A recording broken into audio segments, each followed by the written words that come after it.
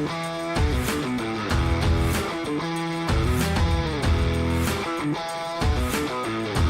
up, guys? Welcome back to the Jenks podcast. Ty McGee and Ned are both with us today. So all three of us, Ned was here week 1. Ty's been here the last 2 weeks. This will be a fun episode breaking down all three of our picks. Ned and I are both tied right now. I'll get into our review of the leaderboard real quick. Let me change this all around. So right now, this leaderboard's a little bit wild. We got Picking Grapes at 30 and 18, Unjuicy J 29 and 19, Thomas Brown 28-19, and it just goes on and on.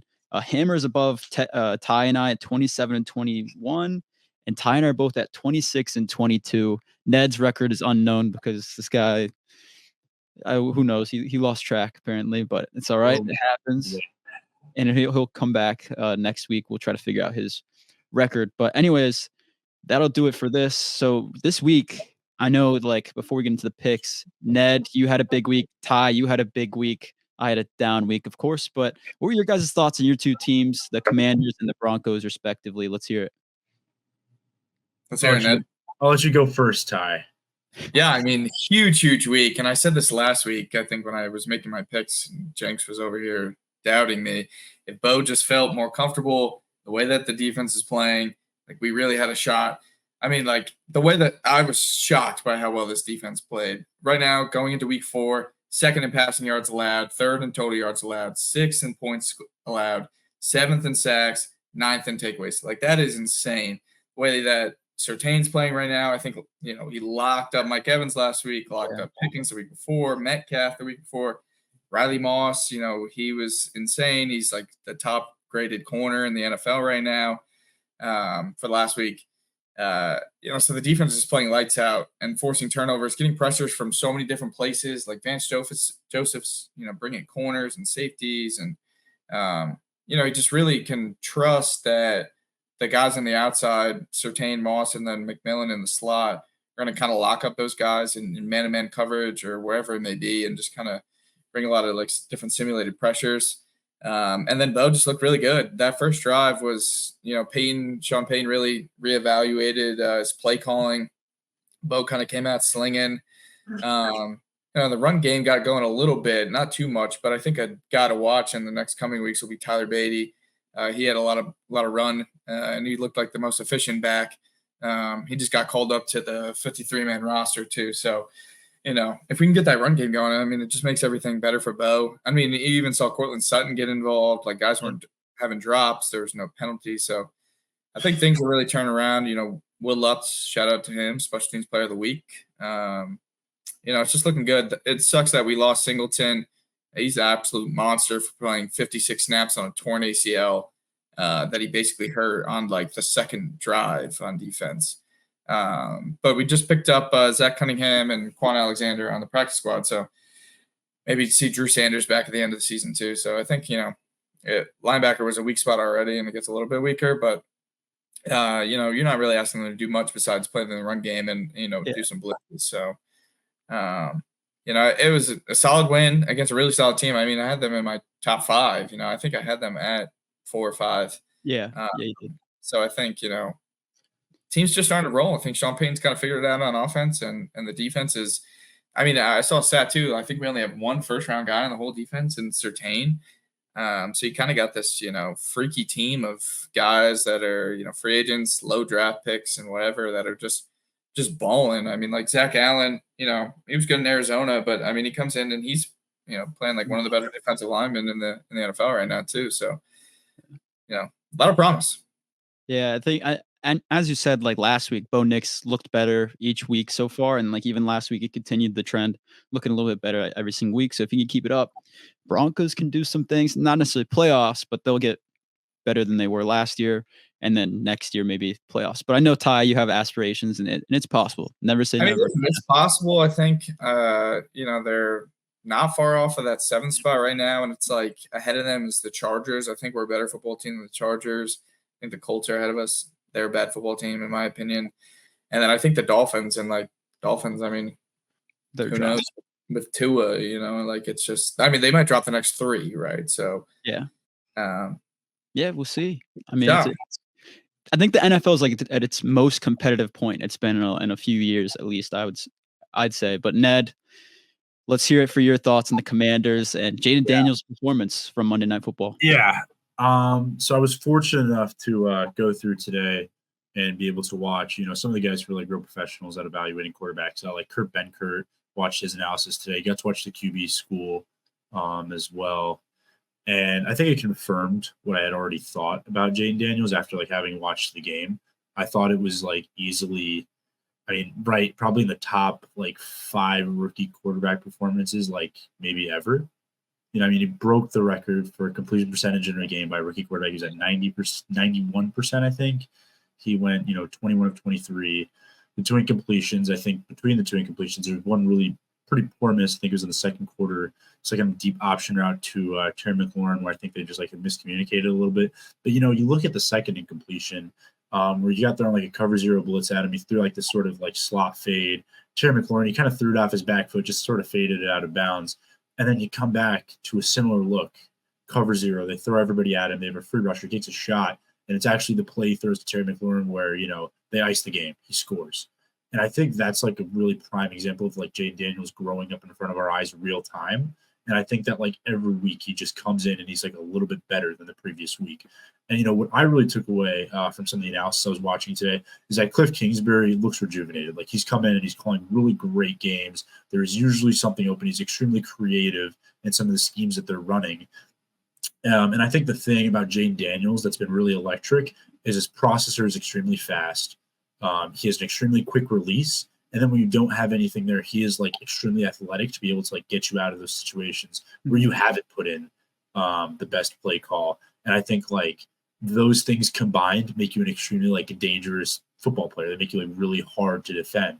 And I think you saw that with the Bengals. And honestly, like in watching this, I think I developed some opinions about the Bengals as well. I don't think they play great defense. I think they're actually like really bad on defense. They weren't disciplined. Yeah. There were like points where they couldn't even like get the right personnel in. They caught them with 12 guys in the field. At some point, they had guys like trying to run out of the back of the end zone. And that's early in the game. That's in the first quarter. So, it definitely wasn't like, you're not talking about he wasn't doing this against like the 1985 Chicago Bears or anything. But to show like that sort of poise in your third career game in the league, I think is incredible.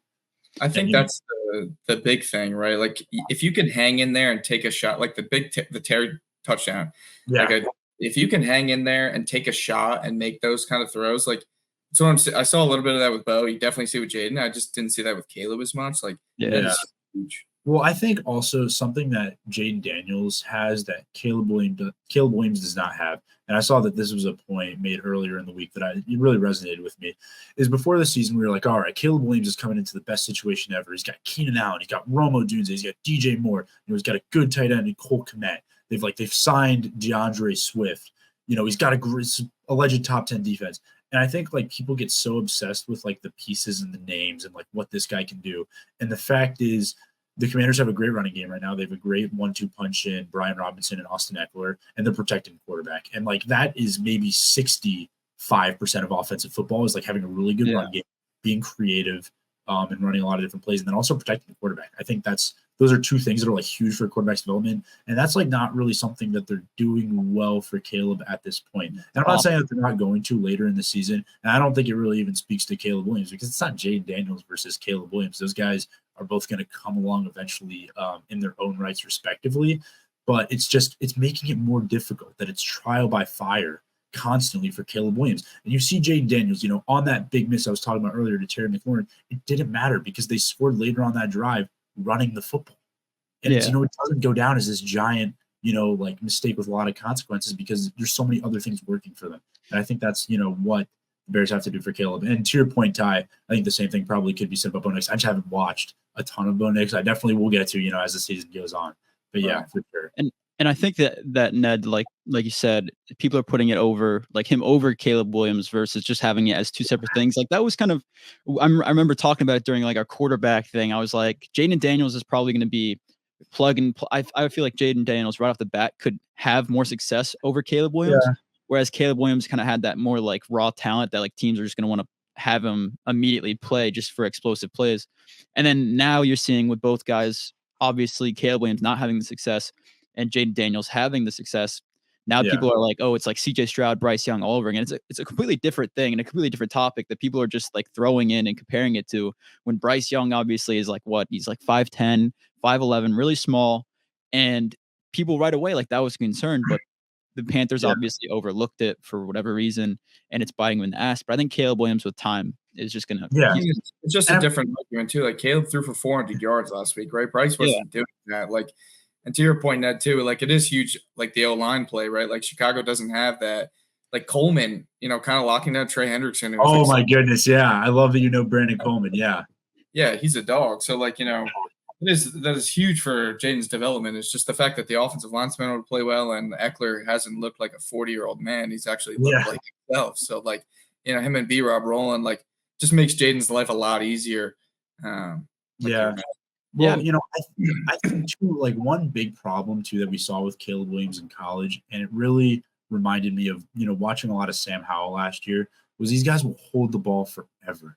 Like they will hold the ball and extend plays. And I think that the way Jaden Daniels is he's really different. His releases, I think through the first 2 weeks he had the fastest snap to throw in the NFL. And that's because a lot of these plays are like manufactured screens and stuff. But also I think he just like genuinely gets the ball out super quickly, doesn't hang in there for very long. And like often you'll see that, quarterbacks who hold the ball, they will exacerbate like bad O-line play and make it look worse than it is. Because I remember like the Commanders O-line everyone was saying it was terrible last year. Sam Howell would hold the ball forever, taking million sacks a game. And then you look at like Pro Football Focus and like the offensive line wouldn't be graded like that poorly. And it's really just a matter of like these guys holding the ball, which I think Caleb tends to do. And I think that's like a habit. Hopefully he eventually breaks. I hope he gets out of that. Mm-hmm. It is the kind of thing though that can definitely stunt his development early. And also I wanted to just get back to your point about Bryce Young. I don't think we should write off Bryce Young quite yet. We've watched a lot of guys who were first, second, third overall picks go on, bounce around for a couple of years, and then, turn into productive NFL starters. Like, look at Baker Mayfield. Yeah. You see Sam Darnold this year, like, having a great year. Bryce Young was a Heisman winner. He did awesome things coming out of Alabama. I don't think Bryce Young's career as a starter is over by any measure. Like, by no means. That organization. Like, I mean, we've seen Darnold and struggle. I think he's a change of scenery and a better coaching staff. Totally. Now it's bad. I just think if you look at the top, right, Tepper's kind of a problem. So I think it's just a bad organization. It's the worst owner in the NFL. And that's why some people are like, I know, I forgot who it was. There was an ESPN anchor who's like, oh, the Rams should try to reach out and try to get Bryce to have him under Stafford. I don't know if that would ever happen, but like that's just something that where you can learn under a good NFL quarterback for the last however decade and a half, whatever. And that's something that Bryce Young could benefit from. Just being thrown into this terrible organization and team is going to suck for any rookie quarterback. And you're seeing it this year, even with like Caleb Williams. He's not set up for success under in a bad team. So, I mean, think about it, right? They had the number one pick for a reason. Like, I mean, I know Chicago got it from Carolina, but they were still at 9. Like, they were high. When you get drafted in these positions, you're getting drafted to a bad football team. So being thrown to the fire, like, just doesn't work. And, Yeah, 100%. I mean, we can go on forever about these quarterbacks. We both know we all could. But going right into Thursday night football, Ned, I'll let you kind of break down this game as the NFC East analyst here. Sure. Cowboys, Giants, what are your thoughts? You know what I'll say? I think a lot of people will look at the Giants and Cowboys in a matchup and say, all right, the Cowboys are this far superior team. They go to the playoffs pretty much every year. You'll look at their last, I think, primetime matchup, which was week 1 of the 2023 season. I don't know if you guys remember that game. Cowboys absolutely blew the doors off the Giants. The Giants this season, it was over from day one. I think it's going to be a little bit different this year. I think the Cowboys are a little bit worse than people are giving them credit for. Mm-hmm. I think the Giants are a little bit better than people are giving them credit for. I think the spread's something at Dallas -4. And I think the Giants could very well cover that. I'm going to go ahead and pick Dallas here, but it's a really shaky pick. I do think there is a reality in which the New York Giants come out and win this football game. Daniel Jones, he's certainly overpaid. He's certainly not in a great position as a starting quarterback right now where he could be replaced, but he's not playing terrible football. I watched the game last week against the Cleveland Browns. They looked okay. They looked serviceable against a really bad football team. And I think the Cleveland Browns are probably one of the worst teams in the NFL right now, and the Giants look like a far superior team. The Dallas Cowboys, meanwhile, got flattened by the Ravens. They got flattened by the Saints the week before that, and then they beat up on an also bad Browns team in week 1. So you know what? I'm going to go ahead and say Dallas wins this one, but I don't think it's going to be by a wide margin. Yeah, I mean, I think when it comes to the Dallas Cowboys, it's the run defense. Like, and any team that has a capable running game or running back, you're just going to run the ball all game. That's you're keeping Micah Parsons out of the game from passing, and you're just running the ball down their throat. That's all you have to do: tire them out and get the offense going. So if the Giants can do that with Singletary, I can see them winning the game. And obviously Malik Neighbors is balling out right now too. That is not really talked about enough, but I just think the run game is going to be the focus in this game for the Giants. And they could obviously win this game, but I'm going to go the Cowboys here. Better quarterback. I think CeeDee Lamb has a good game against Banks. Obviously, Amari Cooper had a coming out party last week. After 2 slow weeks, but I'm going to go the Cowboys here. What do you think, Ty? Yeah, I think I'm going to go with the Cowboys here too. I just don't think, to your point, like, okay, Daniel Jones looked fine, but I think like a lot of that's like Neighbors. So like if Neighbors kind of plays a good corner, like, it just has a bad game. Like I think you see a way worse Daniel Jones and a way worse Giants team. I know the run defense doesn't look great for Dallas, but still, like, Mike Zimmer's a good defensive coordinator. At some point in time, he's going to draw something up that, kind of helps aid them or figure it out. I mean, I know they don't have like the best of personnel, but like you said, I think it just comes down to the Dallas offense. Like CD is going to probably eat them alive. I think Brandon Cooks, he's kind of slept on. I just think Dallas at the end of the day just has the better offense than the Giants do. So if this ends up being a back and forth scoring battle, Dallas just has the ability to hang in longer. And I mean, they didn't play terrible last week, right? Like it was a slow start, but hot finish. They only ended up losing by 3. So yeah, I'm gonna go with Dallas here. Yeah, I got to agree with everyone here. Next, we got the Saints. My Saints taking on the Falcons. This is a huge game for the division. Obviously, the Falcons come in favorites by a lot of people for the division. Obviously, the Kirk Cousins coming in, a few offensive weapons, but they've started off really slow. They lost to the Steelers, and then obviously the Chiefs game last week was not ideal when they had a ref come in and not call pass interference in a vital moment for them. And I think the Saints, on the other hand, I mean, 2 really hot games, like just offense, just dominant. And then this last week, they get slowed down by the Eagles after their center drops out and Jalen Carter just feasted. So it's a tough matchup for both teams here, but I'm going to go with my Saints. I think the Saints offense can rebound. I think Clint Kubiak can create a game plan without their center to optimize the team. I'm going to go with the Saints here. Ty, what do you think? Yeah, I just think we have to look at like common opponent is like the easiest thing here, right? Like how did Atlanta play against Philly, and then how did the Saints play against Philly? Like I just think the Saints were last week. I know they had a really good start to the season, but just sloppy game last week. And like you mentioned, like McCoy isn't playing this week. Mm-hmm. Grady Jarrett is, I think, a way better football player than Jalen Carter is. So I think, he'll be able to feast there. And possibly Kamara out this week. Taysom Hill probably still out.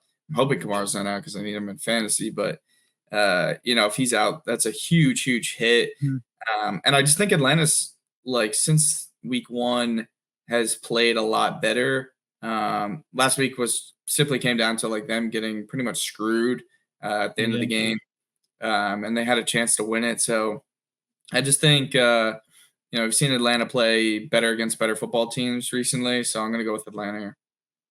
Don't mind it. I mean, I do mind it, but what are your thoughts, Ned? Yeah, I think I'm going to go ahead and agree with Ty here. I really like the way Kirk Cousins has sort of come back after week 1. He didn't look great week 1. He didn't really look comfortable sort of driving the ball. I thought he came back in these last 2 games. He played really well, found receivers often. Like they have a really nice sort of flowing offense in Atlanta with, really consistent options. Bijan Robinson is like, obviously his whole thing is running through him. Then you've got Drake London, who's, a solid number 1 receiver. Then you've got Kyle Pitts, and he looks like he's starting to put it together. And you've got Darnell Mooney, who's quietly, I think, one of, the best 3rd or 4th options in the NFL. He's extremely slippery. Couldn't really see what he was doing in Chicago because he's running all these great routes, and, they just couldn't get the ball to him. And now you're starting to see him really, like, thrive in this, like, number 3 receiver role. So, yeah, I think the Falcons are going to edge out the Saints here. I think the Saints came out really hot. I think they kind of got stonewalled this last week by the Eagles. They hadn't really seen a team that was, like, that prepared to play them very well, which, I do think that also speaks to, like, how the Dallas Cowboys are not as good this year, as I sort of touched on before. But I think, like, once the Saints actually played like a legitimate football team, it was a lot harder. So I think the Falcons are going to take this one. I do think it's going to be like a 1-possession game. I think it's going to be a tie. Yeah, I think it'll be an exciting game, especially for both teams. Big game, means a lot. Next, we got the Bengals taking on the Panthers, two teams that are trying to find an identity. And obviously, the Red Rifle is looking to make his comeback against the Bengals. What are your thoughts on this one, Ty? Yeah, I mean, that's like the biggest story here, right? Like the Red Rifle versus old team. And I know Ned kind of touched on this before. Like the Bengals defense is not good right now. But you know who's even worse than the Bengals? The Panthers.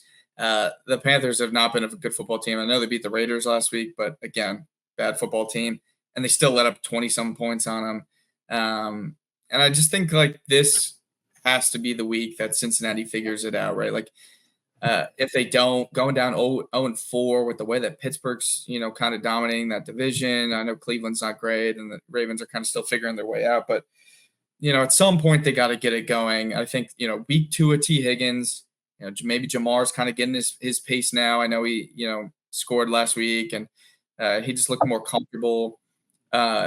Just the biggest thing here too is like Cincy's offense was lights out last week, like no punts, like scoring all the time, like a close game. Like, and I know the Commanders beat them, right? But like the first game ever where like since 1940 where there was no punts and just insanity, right? So, yeah, I think, this is just the game that Cincy figures it out. And I don't think that there's a way that they lose to the worst team in football. Like I know they won, right? Like, but it's like that Andy Dalton spark and the team's getting excited. And then they lose Adam Thielen, right? So it's just like, and again, like I talked about this, I think week 2, like Derek Brown goes down.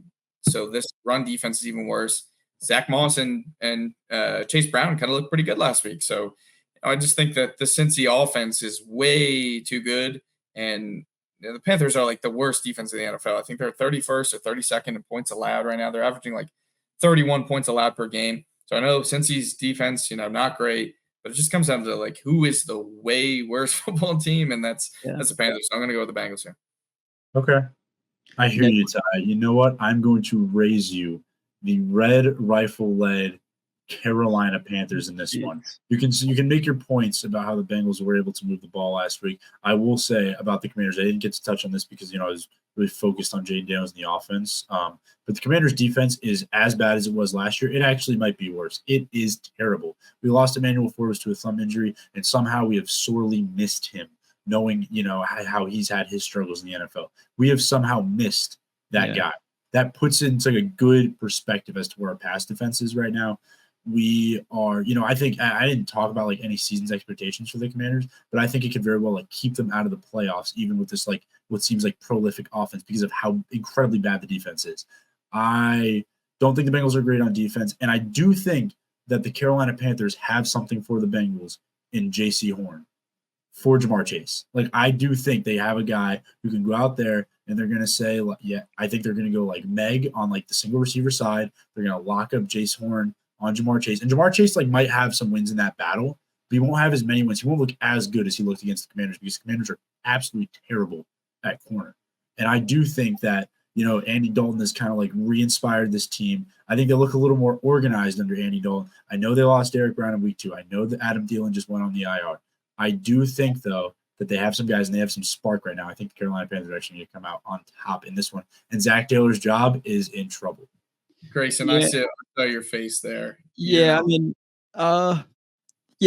J.C. Horn's all right, but he couldn't guard Rashid Shaheed, and he's arguably not as good as Jamar Chase, obviously. So I'm not going to buy into the Panthers hype with Andy Dalton. I saw with the Saints, Andy Dalton have games where, he lights it up. Andy Dalton's like, it's all Saints fans are like, holy shit, we actually could be good. And then next week, he's just terrible. So I'm not buying into it. I'm going to the Bengals here.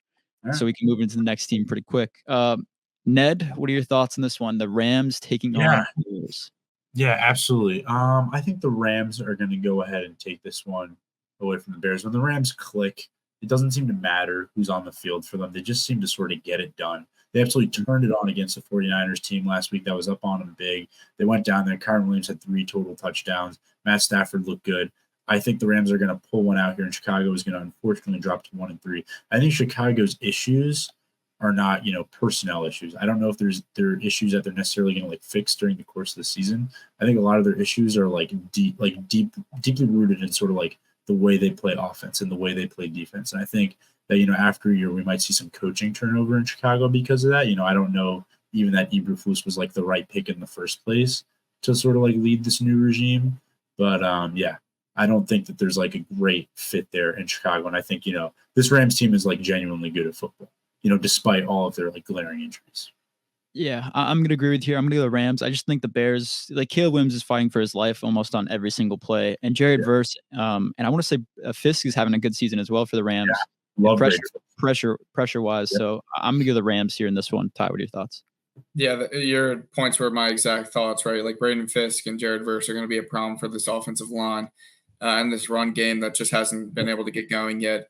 And just on the flip side, I mean, like the Bears coming after week one, I thought their defense was going to be really, really good. Then it just turns out they're playing Will Levis. To lose to Anthony Richardson, who is probably a bottom 10 quarterback in this league right now, the way that he's playing, like he's a Algie Crumpler at quarterback. He's just big and can run, but he can't throw, like very inaccurate. And then you're playing Matt Stafford, who's, arguably a top 15 quarterback of all time. And, just playing lights out with, basically team's fifth and sixth receivers. So yeah, this is pretty easy. It's going to be the Rams. Yeah, I just think the Bears are kind of in a very crappy spot considering what they gave up for Williams and everything they got. Just like got going on. I mean, DeAndre Swift, even like Ned, you brought up how he was hyped up going into the season. He has no vision when he's running the ball. He can't find a gap or anything. So it's just a rough look for the Bears. Next, we got the two big NFC North teams right now. Who'd have thought these are the two big teams that are being discussed for the NFC North? You got the Vikings taking on the Packers. And the Vikings, I mean, Sam Darnold has 8 touchdowns and 2 picks. Who'd have thought that going into the year? And they just came off of 2 big wins over the 49ers and the Texans. I mean, they absolutely destroyed both teams in those games too. So it was kind of like everyone thought the Vikings, this is a rebuild year, kind of not rebuild, but just a building year for them. And I think Sam Darnold, this is a system for him. I mean, it's what it is. It's a perfect system for him to thrive in. Justin Jefferson is still doing well. And Aaron Jones is just doing everything they need in the pass game and the run game. He's excelling. And on the other side of the ball, you got the Packers, who they've been without Jordan Love for the last 2 weeks, and you wouldn't really know. Obviously, the Colts game was a little bit slow, but Malik Willis is, I believe his efficiency, he was like the second or third most efficient quarterback over the last 2 weeks. So Malik Willis is playing well. If they have Jordan Love, I'm going to pick the Packers for this game. If they don't, I'm going to go the Vikings. So that's a little bit of a caveat there. But if Jordan Love's not in this game, I like the Vikings. Interesting. Yeah, I think even with Jordan Love, both teams here are playing really well on both sides of the football. It looks like I mean, even with Malik Willis, but they also played 2 bad teams. I think the Colts, they just somehow didn't know that the Packers were going to run the ball with the backup quarterback that's athletic. And then the Titans, again, just a bad football team that have a bad quarterback. So I think at the end of the day, even if Jordan Love is playing, it's tough because just the way that Brian Flores is coaching up this Vikings defense, it is so confusing how they have Harrison Smith in the box dropping 20, 30 yards back into a Tampa 2 defense. What they're doing, if you just watch, all these experts kind of break it down, I mean, it is remarkable. Just the way guys are moving and the way that Flores is drawing things up. And then he'll just line you up in, cover 0. And you start to think that it's some type of you're looking at something different, right? And then he just hits you with cover 0. So he's really confusing a lot of teams. And then just on the other side of the ball, right, Vikings are playing amazing football with Sam Darnold, excuse me. And I think maybe they get Jordan Addison back this week. This team's just going to keep rolling. Darnold, I mean, he looks like a top 5 quarterback right now. I think he's first in passing touchdowns. So I'm going to take the Vikings just because they're playing really, really good football on both sides of the ball and probably the best defense in the NFL right now. I like it. Ed, what are your thoughts? Yeah, I think Ty pretty much covered it. This Vikings team is an absolute buzzsaw. You do not want to play the Minnesota Vikings right now. I mean, they absolutely crushed the Texans. I don't think they crushed the 49ers. I think they beat them by. The 49ers had a little bit of a comeback towards the end. I think they started off 24-7 or something like that. And then, I mean, they had a sizable lead on the San Francisco 49ers. I think they should start talking about this Vikings team as a top 5 team in the NFL. Be realistic. They're absolutely running through quality opponents. So, yeah, going to go with the Vikings here. I don't mind it. Ty, what are your thoughts on this upcoming one? We got the Jaguars taking on the Texans. Yeah, I mean, I feel like we keep talking about bad teams, and then we say maybe they're the worst team in the NFL. Like Jacksonville again could be the worst team in the NFL. I know last week, like the Bills are the best team in the NFL, right? Mhm. And like they run into the AFC's buzzsaw. But I mean, Trevor Lawrence is like spinning away when there's no one in the area. They lead the league in drops since 2021 with like 100+ drops. They get rid of Calvin Ridley, then they get Gabe Davis who drops it, right? Like they just like are not they don't have it figured out at all.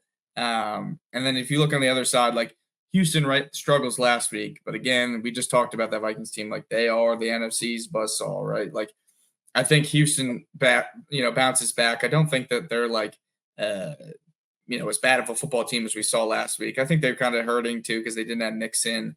But there's no way that the way that we've seen Stroud play thus far in his career that he doesn't bounce back. I mean, after his first game in the NFL, right, he played the Baltimore Ravens, tough game. Came back, I think the next week is threw 3 touchdowns and 300 yards. So I just think that this Houston team has too many weapons on offense and a good enough defense, probably top 10-ish defense, maybe right on the borderline there, that Jacksonville, they won't be able to figure it out. It looked like early on maybe they were going to have a run game that could help out Trevor a lot with Bigsby and ETN, but they just haven't been able to get it going. So I'm going to take Houston here.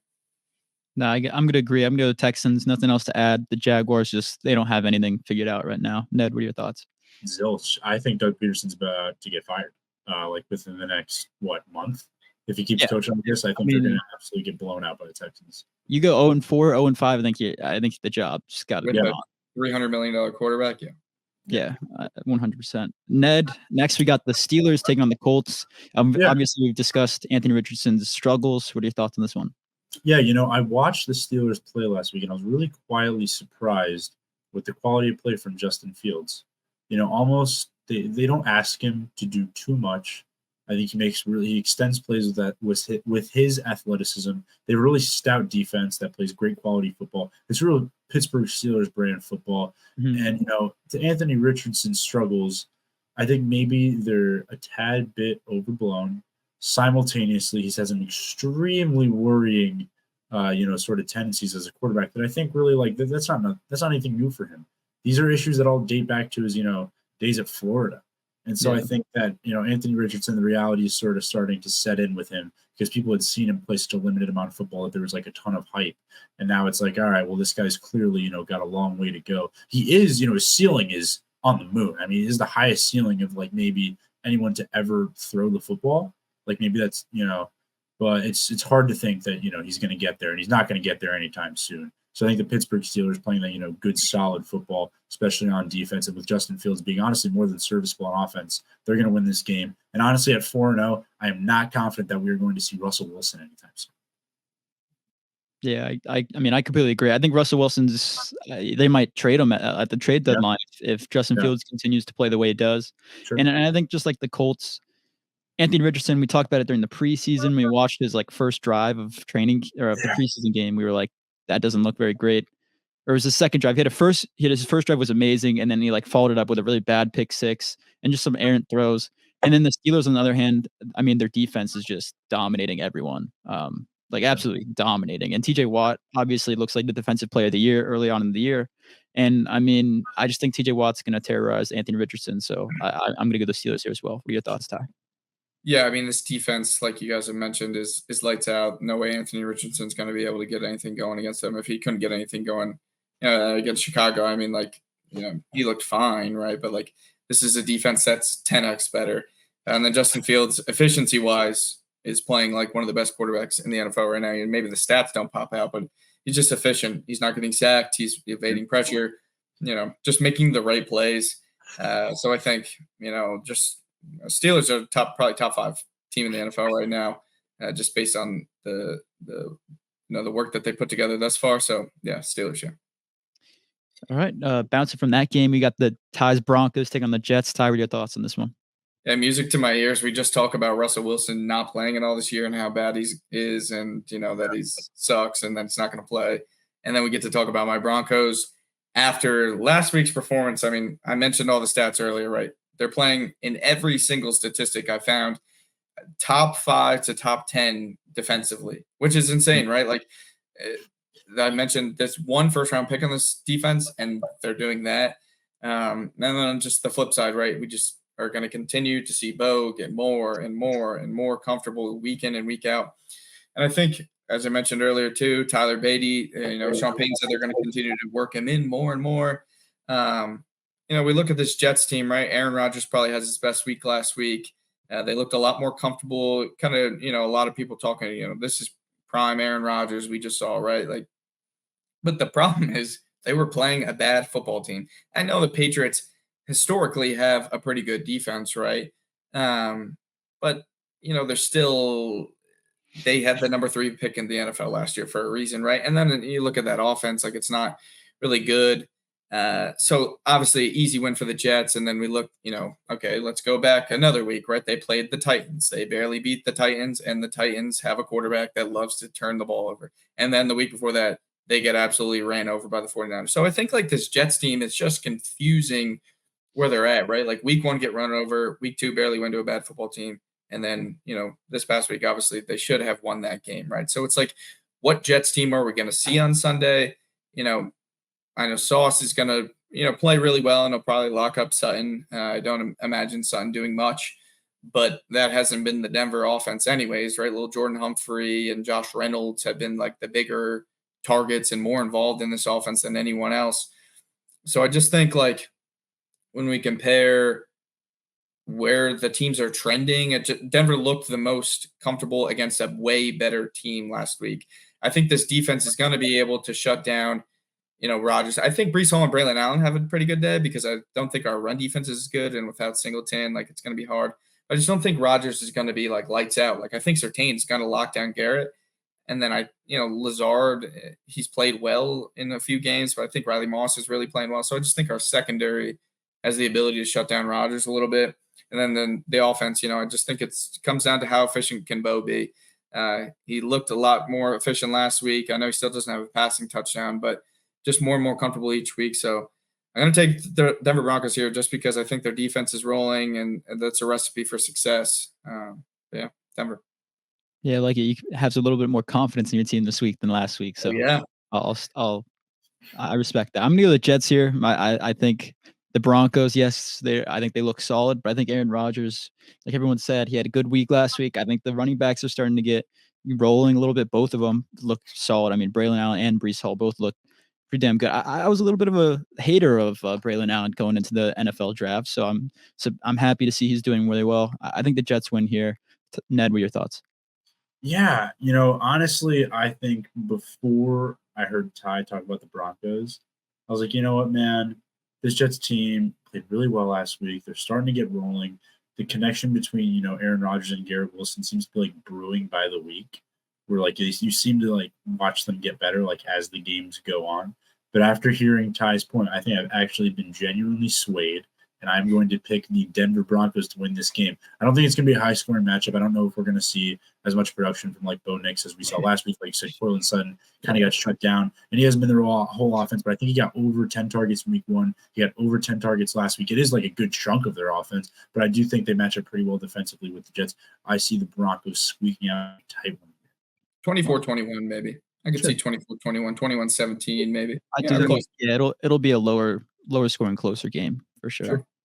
Next we got the Eagles taking on the Buccaneers, and an interesting game because obviously the Buccaneers just lost to the Broncos we just discussed, and the Eagles came off of a huge win versus the Saints in a game where their head coach went for 3 4th downs or 2 4th downs and didn't get either of them in big moments of the game where they could have gotten like 6 points out of that. And it was huge for the Saints. It kept the Saints in the game, and then the Saints didn't kick a field goal and lost because of that as well. I mean, just boneheaded. But the Eagles, they're looking like they're getting back in the form. Vic Fangio look like they have the defense going. Jalen Carter absolutely went off.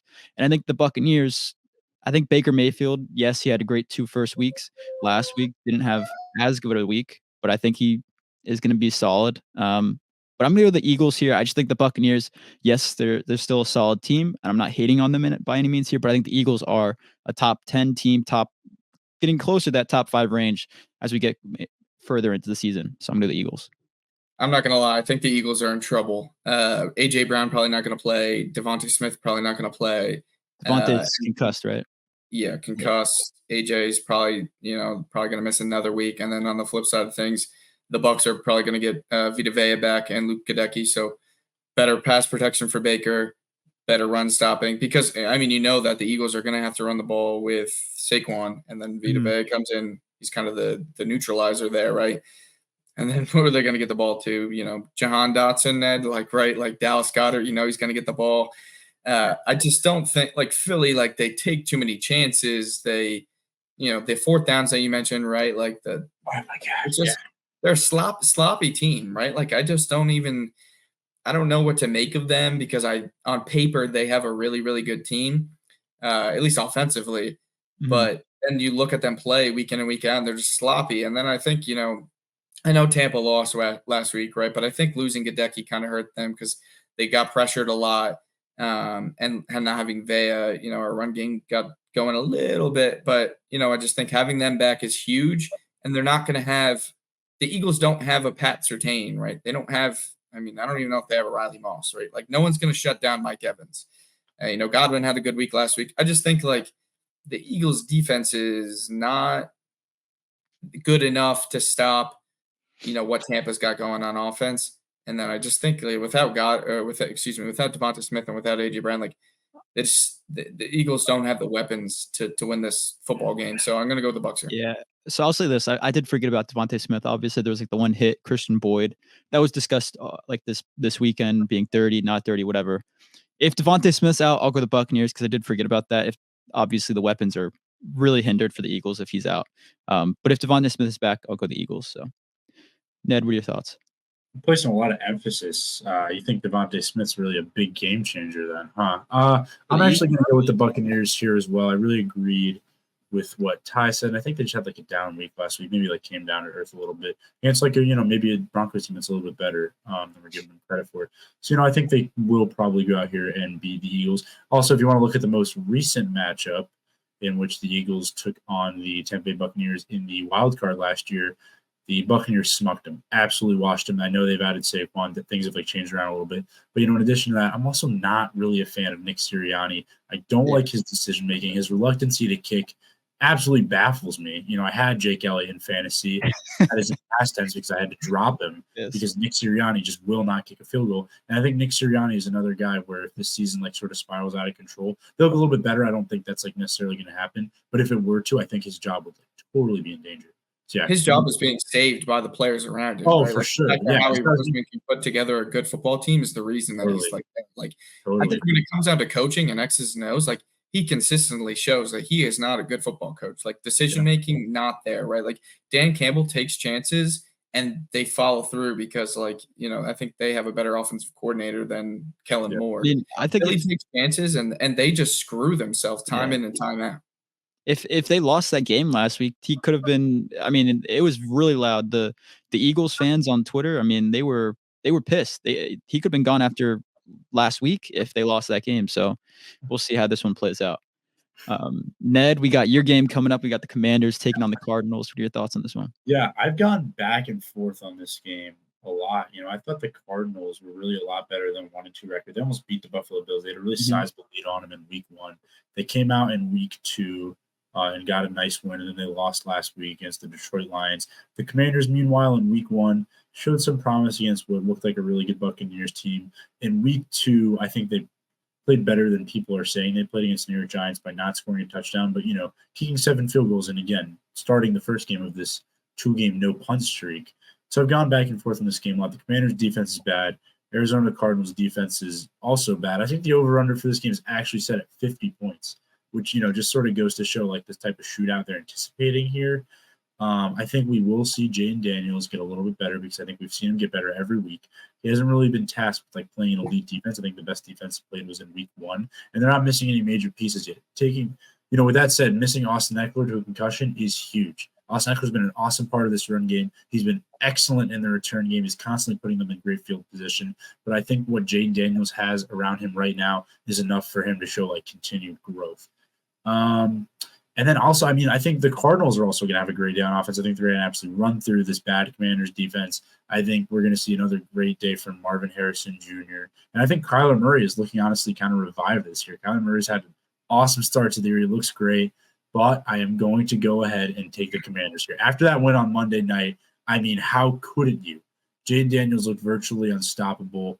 I think it's one of those things where it's the type of game that makes you go, all right, in the future, this guy could be a top 5 quarterback in the NFL.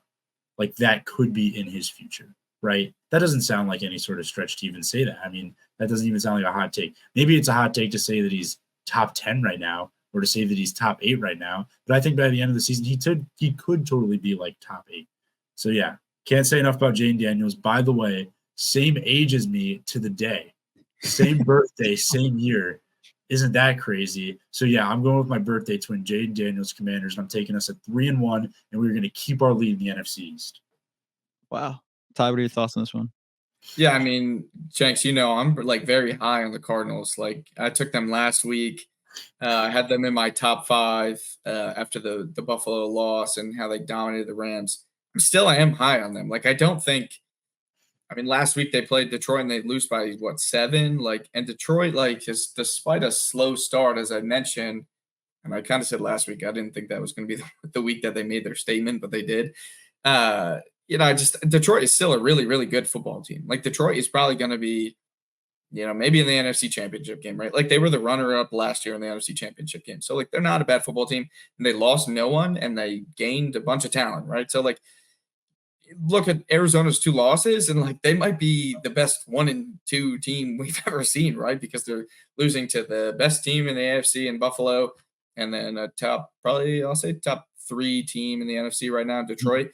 I just think what they've been able to put out there is going to be a little bit too much for Washington. I think, again, Washington's a really good football team on offense, right? I think that's big, and I don't think Arizona's defense is horrendous. I think that they're better than the Bengals defense. Gannon's a pretty good he's a pretty good defensive mind, and they have some talent out there. Budda Baker, right? I mean, keeping Detroit to 20 is it's nothing to scoff at.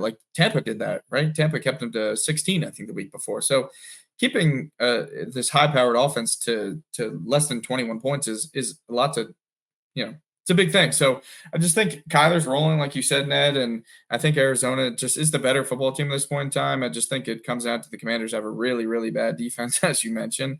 So I'm going to go with Arizona, unfortunately for you, Ned.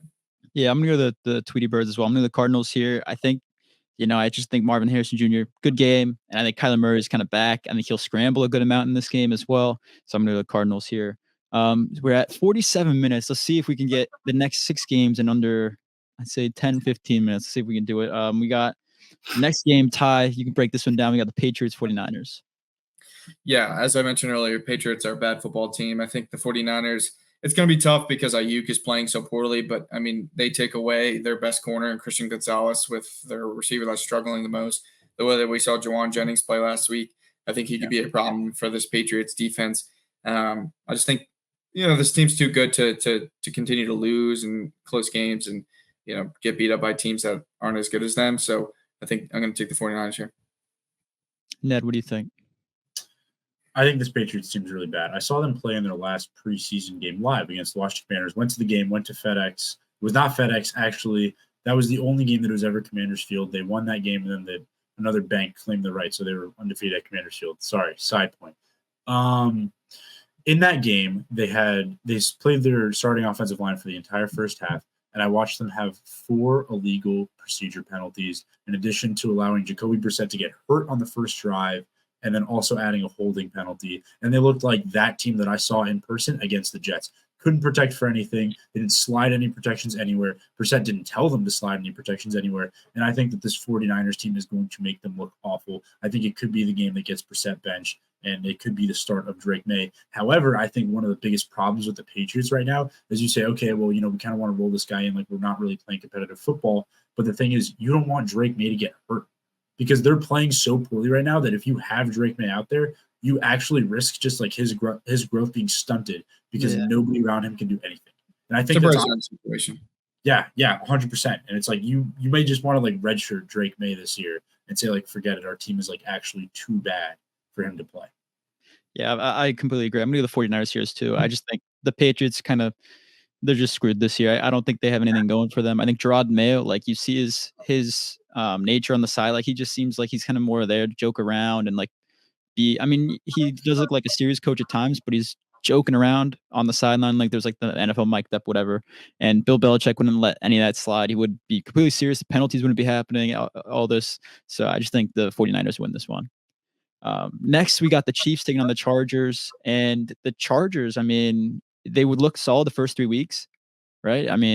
Harbaugh came in, changed the whole entire culture of this team. The running game's back. J.K. Dobbins I think he's number 3 in the top 5 rushing yards, and they look dominant on that side of the running the ball. But last week they got a little bit stonewalled against the Steelers, and Justin Herbert obviously has an ankle injury, high ankle sprain. They're saying he might play this week, but I just think the Chiefs are gonna come in and win this one. I think the Chiefs. Maybe they get help of the refs a little bit more if it gets a little bit closer, but I think the Chiefs walk away with a win in this one. Yeah, I think the problem here, though, is like you mentioned, maybe Herbert plays, but even if he does, they don't have All or Slater, so he's going to get killed all night. It's going to be a tough. I mean, you might as well just not play him, right? Because I think this is a loss. You don't have your star tackles, and then on the flip side, Derwin James gets suspended. Like it is a recipe for disaster for them. I know that they've been running the football well, but how do you run the football well without your 2 best offensive linemen and your quarterback not being able to be mobile? So they know that they can corral him pretty easily. It's not a good recipe for them. I think they should just let Easton Stick play, let Heineke play, accept the loss. I think this Chargers team is overrated too. I don't think they've beat any good football teams. They beat the Raiders, who we just saw lose to the Panthers, and they beat the Panthers. So I don't think that they're good at football. I think they're overrated. I hate the Chargers. I also hate the Chiefs, but unfortunately I have to go with the Chiefs. I support it. Ned, what do you think? Yeah, I'm definitely going to reiterate Ty's point. I think the Chiefs are going to take this one. It's going to be a comfortable win. I will say, though, we get to see Taylor Heineke play football this weekend, and that is a win. That is exciting. Taylor Heineke is awesome to watch play football. And he's honestly one of those guys who I wish that the Dolphins would trade for. We didn't really have this conversation. I don't know if we're going to get to it, and even talking briefly about Monday Night Football, but I kind of wish that they would trade for either Taylor Heineke or Russell Wilson over there in Miami. I think it would make things interesting. Okay, Zach Wilson. Yeah. Maybe not Zach Wilson. Maybe the other 2 guys. Maybe not Zach Wilson. All right, Ned, you can break down the next one. We got the Browns taking on the Raiders, 2 pretty trash teams. Not yeah. Oh God. Do I have to? This Raiders team is like completely without an identity. We thought they were going to be good under Antonio Pierce. They go out, they get smacked last week after the game. They're like, is Gardner Minshew the starter? Antonio Pierce is like, I don't know. I have to talk to the players. Whatever that means. Antonio Pierce. You are the coach. That is a decision you make, regardless of kind of who sort of has the locker room, so to speak. But if I think that's the situation that's in LA with the Raiders, I think that this Cleveland Browns team that is not very good is still going to walk all over them. They still have the pieces to compete. Deshaun Watson has been trying his best to play bad football. I don't think he's going to play poorly enough to lose this Raiders team, though. Ty, what do you think? Yeah, God knows with this game, right? Like these 2 teams are terrible. This is going to be a terrible football game. I think eventually when Cleveland can get back into Chubb, they can play despite Deshaun Watson, and maybe Winston eventually gets in. I got to go with Cleveland, right? The Raiders just lost to the Panthers, so I think they have a good enough defense to stalwart, what's going on in Vegas. They don't know who their quarterbacks, is for the future, right? Like maybe the O'Connell plays that in the second half of this game or whatever. I don't think the Vegas has a good enough offense, and then on defense, the Browns didn't look terrible, right? Amari Cooper had, a pretty good day. And, I just think Cleveland has a slight edge here, but this could go either way, really. Bad football. Yeah, no, I agree. I'm going to the Browns here at the end of it all, but yeah, it's going to be a rough game to watch, especially in the 4:00 window. It just sucks. Yeah. Anyways, next. Oh, my bad, Ty. My bad. But next, this is probably the game of the week, if not the Vikings Packers from earlier. You got the Bills taking on the Ravens. Ty, break it down for us.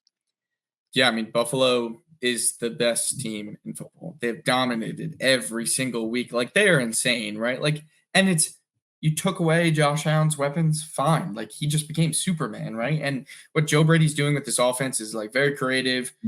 James Cook is like really, really playing amazing football, right? Like, in the past couple of weeks, he's just been running all over the teams that they play. And that makes them so dangerous, right? Because, like, okay, I bottle in Josh, right? And now he has to pass. But then, like, there's so many layers to the offense, right? Josh can run, Josh can pass, James Cook can run the ball. Like, it is, and then on the flip side of things, the defense is playing top 5 level defense. Von Miller's washed, Von Miller's this, he's 35, whatever. He comes in and he's situational pass rusher and he's dominating every team that they play. Like, the Buffalo team, this is the year for them, right? Like, this is the year that Josh Allen can win MVP, and this is the year that I think they can win the Super Bowl, because, like, they just look unstoppable, right? Like, and the part that makes them so difficult, right, is like when they had Steph, you could go out there and say, I'm going to take away Steph and I'm going to force them to throw the ball to these guys. Who are you trying to take away, right? Like, are you trying to take away Khalil Shakir? Like, okay, fine. Like, that's not a problem, because then they just have all these other guys. So it's like, that's what makes them so difficult, is like, you don't know who to pin down and who's going to stop, who to stop. You can try to stop the run game, but again, Josh Allen is like the best quarterback in the NFL right now. He's going to throw the ball over the yard, and then their defense is going to stop you. I think they're running into a tough team. I think, Baltimore's kind of starting to figure themselves out. If they hand the ball to Derrick Henry, right, like if they're smart like they did last week, they're going to be a problem. But when your head coach is saying, we're not going to give the ball to Derrick Henry 30 times a game, like, I mean, come on. I know Harbaugh's a great coach, but, like, it's Derrick freaking Henry. Like, so I don't know. I mean, I think it really depends on what Baltimore can do, if they can start to run the ball again more. But I think that could make it a closer game. But if they don't, and if they rely on Lamar to throw the ball like they have in these bigger games in the past, right? Like, we've seen them against the Chiefs, like, they just go to the Lamar passing show. It's going to be bad. Like, I think it'll be really bad. I think this Buffalo team is just too good. So I'm going to take Buffalo. Yeah, I'm going to agree with you here. I'm going to go with the Bills. I think the Ravens, yes, I think they're kind of starting to get a little bit like better every single week. And last week they finally game planned well. They finally ran the ball and just shoved it down the Cowboys' throat. And if they can do that again, maybe they can beat the Bills. But I just think the Bills have so many weapons, like you said, and their tight ends, even like Dawson Knox and Dalton Kincaid, like you have to guard both of them too. So it's really tough for these defenses to guard right now. Baltimore has a good defense, but I think the Bills are still going to beat them in this one. What do you think, Ned? Ditto. Baltimore Ravens are running into a juggernaut. I think this is a Super Bowl caliber team. I think Ty covered most of it. I'm going to go ahead and agree with you guys. Gotcha. Yeah. Getting right into Monday Night Football. There's 2 games this week. The first one is an absolute snooze fest. I'm not going to take long for this one. It's the Titans with Will Levis taking on the Dolphins with Tyler Huntley. And it's just like, wow. I mean, no one's tuning into this one. I just hope everyone knows that. So I'm going to go to the Titans here. I think the Titans are finally going to get their first win, and it's not going to be pretty. Yeah, I agree. I mean, are we definitely getting Huntley? I think that's an interesting part too. It's speculation, but yeah. It is. I mean, that's their best case scenario, right? Is playing Huntley. Yeah. Like, playing Tim Boyle is wanting to lose. So, I mean, Tyler Huntley, Pro Bowl quarterback, people forget. But Titans easily. Will Levis, even if he throws stupid interceptions, they're the better football team with Tua out. So, gonna go Titans.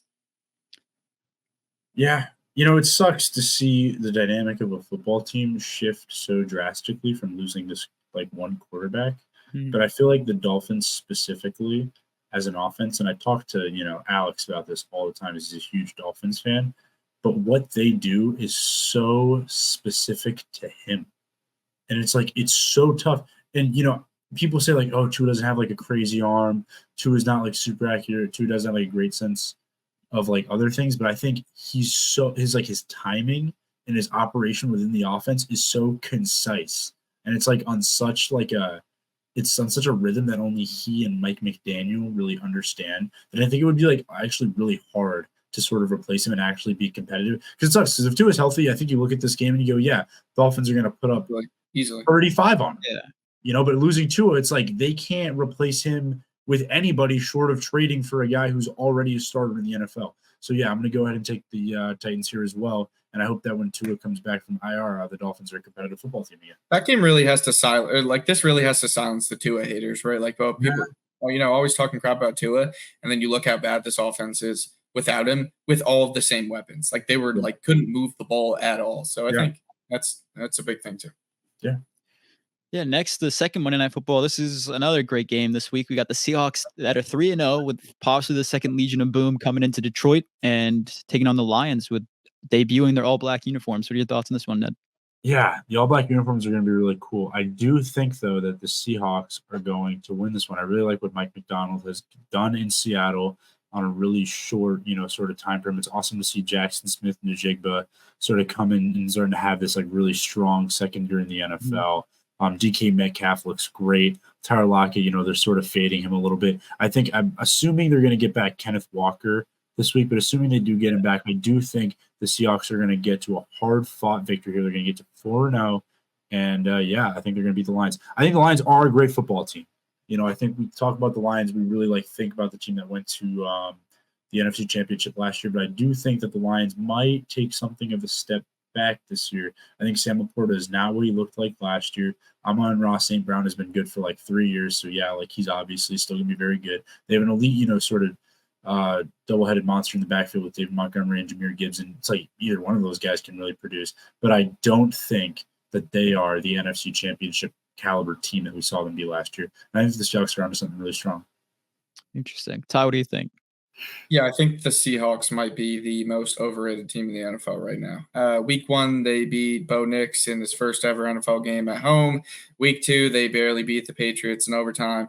And last week, they beat Skylar Thompson. They haven't beat anyone, right? I know, Denver played well last week. Okay, let's look at the week 1, right? It's different when you're talking about rookie quarterbacks and the progression over time. They haven't beat anyone. I think they're a good football team. I think they'll, make a wild card spot and make the playoffs and probably lose in the first round. But I just think, you look at who they're playing on the other side. I know Ned said maybe this team isn't the same, but, Laporta's playing worse, but Jameson Williams is playing better, so they still have the weapons. And Jared Goff is, a veteran enough quarterback and a good enough quarterback that I think even though this is a good defense and Mike McDonald's kind of got something going on, that he's going to play well enough to win a football game. Their run game is very dangerous too, right? Gibbs and Montgomery are, have been pretty much lights out thus far this season. They played really well. I think the biggest concern is okay, Frank Ragnow's down, and then they lost Marcus Davenport on defense, so they are a little bit banged up right now, and maybe without Laporta too. But I just think the Lions are a better football team, and I don't think Seattle has had a true test yet, and this is that test. And I don't think that they're going to be able to stand up to it. I mean, maybe if they had been playing a better football team in those first 3 weeks, but they kind of had cakewalks, right? And it's just the biggest concern is the Patriots overtime game, right? The Patriots got smoked last week, so they haven't played anyone that good. So I'm just going to go with the Lions here. Yeah, no, I'm going to 100% agree with you, Ty. I think the Seahawks are completely overrated. I've moved them up. I did a power rankings and I put them on Reddit and Twitter. And on Reddit, everyone's outraged. Why are the Seahawks below the Ravens and a few of these other teams? I'm well, the Seahawks have played absolutely no one good. And I think if they beat the Lions here, they would kind of prove themselves. But I think the Lions, like you said last week, need to play complementary football, and they can do that this week against the Seahawks. And I think they'll prove the league that they're still a top 2 to 3 team in the NFC. So I'm going to go the Lions here as well. So before we exit the episode, do you guys have any closing thoughts on the week? Any overreactions or bold predictions you guys want to share? Yeah, I think the Vikings are going to go to the Super Bowl. That's my bold prediction. Wow. I think their defense wins championships. I think that their defense is maybe the best in the NFL, if not top 5. And I think if Darnold can continue to play the way that he is, I think if they beat Green Bay, I think that's solidifies it. I think at that point in time, I can make the bold prediction that they will be in the Super Bowl. Yeah, this is the big game, especially in the division, a divisional game, everything like that. It will really solidify their shot and hopes at a Super Bowl. Ned, do you got anything for us? The Steelers are going to win the AFC North this year. Okay, wow. That's nearly as bold as what I said. Yes, not nearly as bold. The Super Bowl. It is bold, but it is bold. But it is bold, though, right? They're undefeated. It is bold. I mean, okay, I don't know what else you were looking for, because I think the other, honestly, I'm at a point where I kind of agree with you about, the Vikings being the strongest team in the NFC. Like on the flip side of that, I mean, my pick is the Bills to go to the Super Bowl, as we talked about before. Also not a hot take. I think the kind of like reigning assumption is that, either the Ravens or the Bengals are going to like figure it out and they're going to like pry the AFC North away from the Steelers like they always do. And the Steelers go 9-8, they lose in the wild card, et cetera, like that sort of like track. But I do think the Steelers are going to win the AFC North. They're 3-0. I understand, the other teams are all 1-2. Browns might be 0-3. Bengals are on 3. Oh, sorry. Yeah, the Bengals are 0-3. Even worse. Forget me. Right, but yeah, I'll make up for Ned's lack of a bold prediction. Chiefs don't make the AFC Championship. I don't mind that. That's not as hot a take as what I just said. Back-to-back Super Bowl champs. Steelers a little bit more bold, but I think it would. I think they're all bold takes. I think Ty's first one is the boldest, and then I think we got the Steelers coming in as the AFC. AFC North is like that's the second, and then I would give. Fair enough. But they're all bold, and I think they're great. Oh wait, takes. hold on. What you got, Ned? What you Commanders are going to win the NFC East. Sorry. Okay, so Commanders. That's just delusional. That's delusional. We're leading it right now. Yeah, I don't think you beat the Eagles, but I'll allow it, Ned. You guys are coming off a hot win. Jaden Daniels, the hype is real. I think you guys are kind of that was your Super Bowl last week. Well, you wanted something hotter, but I don't understand what you're looking for. Oh, I wanted hot, not delusional. I love it. I love it, Ned. I think they could win the NFC.